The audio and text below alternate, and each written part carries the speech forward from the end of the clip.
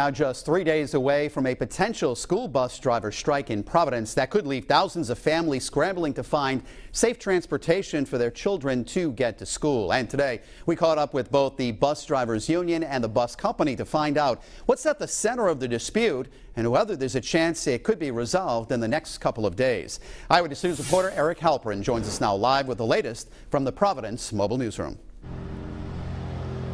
Mike, this potential strike is now just a few days away. Union leadership tells me while no exact date or time has been set, they do expect to meet with the company again before Thursday.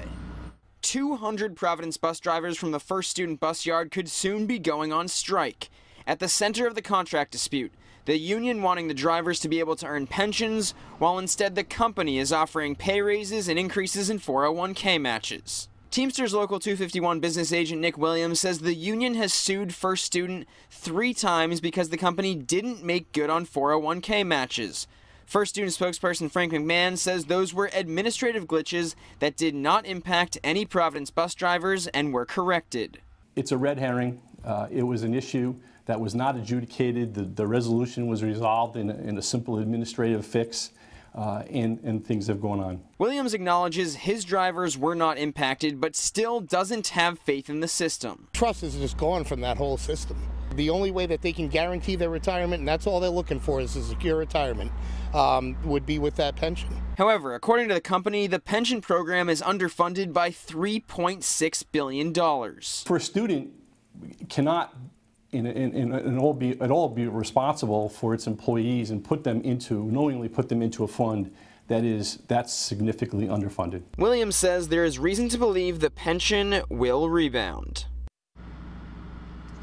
And bus drivers from this same union also drive for First Student in other Rhode Island school districts. Coming up new at 6, we ask union leadership if possible strikes could be likely at some point in those communities down the road as well. Live in Providence, I'm Eric Halperin, Eyewitness News.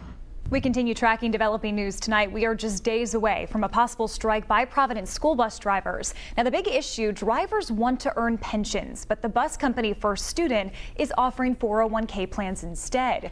Union leadership tells us this has not been brought up in other communities. Eyewitness News reporter Eric Halperin joins us live from the Providence Mobile Newsroom with the developing details. Eric.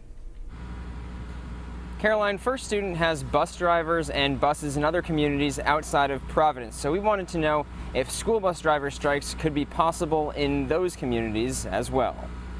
Providence is not the only school district where Teamsters Local 251 members drive the buses.